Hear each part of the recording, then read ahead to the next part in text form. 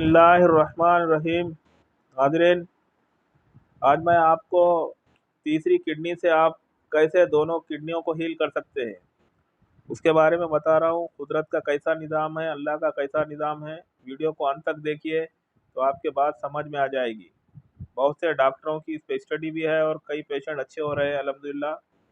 तो आज आपको एक इम्पोर्टेंट बात मैं बताना चाहता हूँ ताकि आप उन लोगों तक इस बात को पहुंचाए जिनकी इसको ज़रूरत है।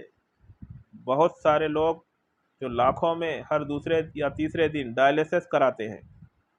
डायलिसिस पहले है क्या, ये समझना पड़ेगा। डायलिसिस समझना बहुत ही आसान है, 1 मिनट में आप समझ जाएंगे। जैसे आप और मैं जो कुछ भी खाते पीते हैं उसमें बॉडी को जो कुछ चीज़ें उपयोग में एनर्जी में कन्वर्ट कर लेता है और कुछ चीज़ें बॉडी को नहीं चाहिए तो हम यूरिन और पेशाब के ज़रिए उनको बाहर निकाल देते हैं। तो ये पेशाब कैसे बनता है, वो किडनी का काम होता है। उसके अंदर वो सारी चीज़ें पेशाब यूरिन में जो बॉडी को नहीं चाहिए, बॉडी ने उसको बाहर भेज दिया। जैसे क्रिएटिनाइन है, यूरिया है, यूरिक एसिड है, बहुत सारी चीज़ें हैं जो छोटी मोटी प्रोटीन है जो बॉडी को नहीं चाहिए। तो बॉडी ने पेशाब किया, हम बोलेंगे कि पेशाब किया और हम हल्के हो गए, यानी कि नॉर्मल हो गए। तो ये नॉर्मल डायलिसिस है। तो आपका अपना डायलिसिस, अगर हमको जो चीज़ नहीं चाहिए वो बॉडी ने उसको बाहर कर दिया, ये नॉर्मल डायलिसिस है।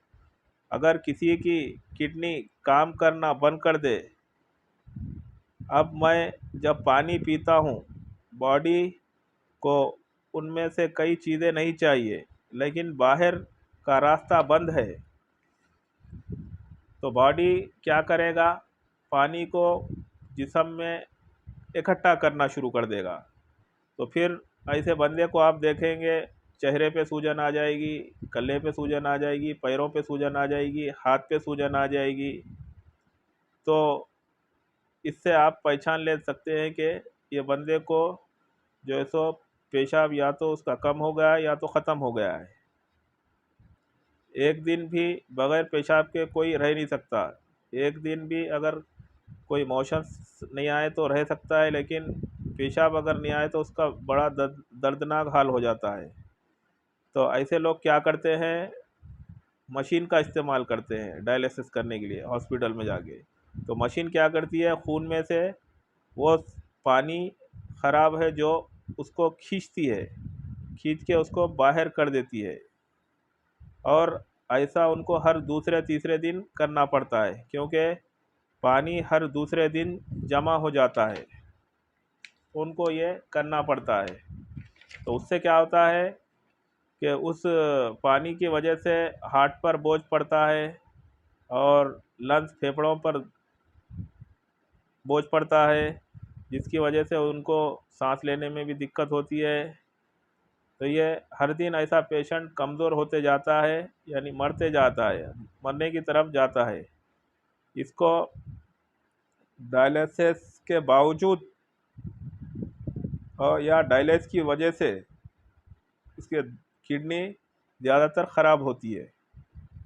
अब आपको समझ में आ गया कि डायलिसिस किसे कहते हैं, किडनी ख़राब होना किसे कहते हैं। आपको समझ में आ गया बॉडी में पानी कैसे बाहर निकलता है। उसके लिए बड़ा आसान तरीक़ा आपको बताता हूँ, यानी कि बॉडी की तीसरी किडनी। जैसा कि हम गाड़ी पंक्चर हो गई तो स्टेपनी का इस्तेमाल करते हैं, तो वैसे ही हमने थर्ड किडनी का इस्तेमाल करना है। यानी कि थर्ड किडनी अपनी जो है सो स्किन है, चमड़ी है। अपने स्किन में देखे होंगे छोटे छोटे सुराख होते हैं, आपके स्किन पे छोटे छोटे सुराख होते हैं हर एक के, यानी छेद होते हैं, और इस छेद से पसीना निकलता है। आप क्या करें, पसीने का एक बूंद लें और पेशाब का एक बूंद लें और दोनों को लैब में ले जाकर टेस्ट कराएं।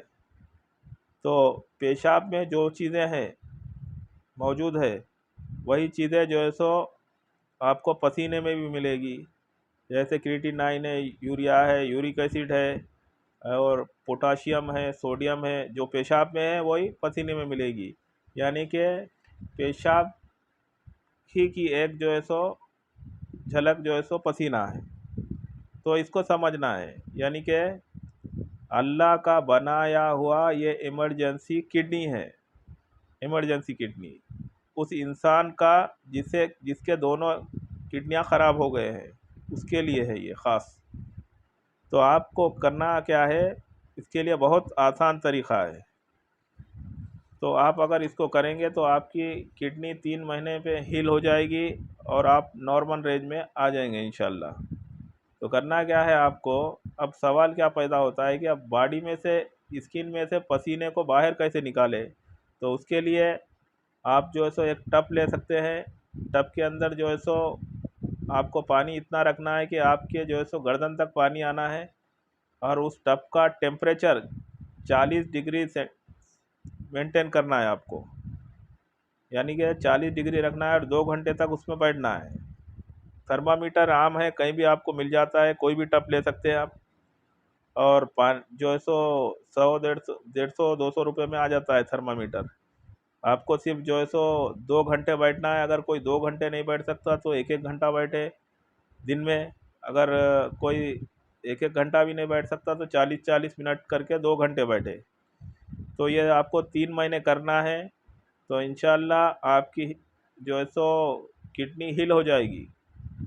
और इसको अगर समझो आपको कैसे मालूम होना कि आपके अंदर जो है सो आपको किडनी को रिफ़्रेश हो रही है, तो इसके लिए आप जो है सो एक बार टब में आप बैठने से पहले आपका वेट करें, टब में बैठे, फिर उसके बाद जो है सो टब में से 2 घंटे निकले बाद आप वेट करें तो आपको पता चल जाएगा कि आपकी किडनी जो है सो कितना वर्क कर रही है। यानी कि आपका वेट पहले ज़्यादा था, अब कम हो गया है। और जो भी किडनी के ऐसे पेशेंट होते हैं उनका ब्लड प्रेशर बढ़ा हुआ होता है। तो एक बार टब में से बैठ के आप निकले तो ब्लड प्रेशर भी थोड़ा सा कम हो जाता है। तो आप ये उपयोग जो है सो आप अपने घर पे भी कर सकते हैं। और जो है सो आपको करना क्या है, डाइट भी करना है। जैसे गोश्त वगैरह नहीं खाना है। ये जो जिसको डायलिसिस पे जो पहले थे और जिसको जो है सो क्रिएटिनाइन, यूरिया, यूरिक एसिड वगैरह बढ़ा हुआ है, तो ऐसे गोश्त का इस्तेमाल नहीं करना है। और डाइट को अच्छी करना है अपनी, तरकारी ज़्यादा इस्तेमाल करना है। और जो है सो जो तुलसी का पत्ता है, तुख्मे रेहान है, उसका जो है सो वो पुदीना और कोतमीर की चटनी का 1 चम्मच डेली इस्तेमाल करना है। 3 महीने करेंगे तो आपकी किडनी इंशाल्लाह बिल्कुल हील हो जाएगी। आप एकदम नॉर्मल रेंज में आ जाएंगे। ये जो है सो कुछ अगर कोई टब में बैठ नहीं सकते, आपके एरिया में आप रहते हैं, तो वहाँ पर कोई समझो हॉस्पिटल में ये प्रोसेस कराया जाता है, तो आप वहाँ पर जाकर उस फीस जो रहती है वो देकर आप 3 महीने वहाँ पे करिए। लेकिन आप डायलिसिस से बचिए और किडनी को जो है सो अपने रिफ़्रेश करिए। तो हमारा मकसद ये है कि किडनी का जो ट्रांसप्लांट है उसका अंत होना चाहिए। तो आप जो है सो ऐसा करिए। अगर वीडियो आपको पसंद आया तो वीडियो को जो है सो शेयर करिए। आप नए हैं चैनल पे तो चैनल को सब्सक्राइब करिए। फिर हम आपको नए वीडियो के साथ हाजिर होंगे।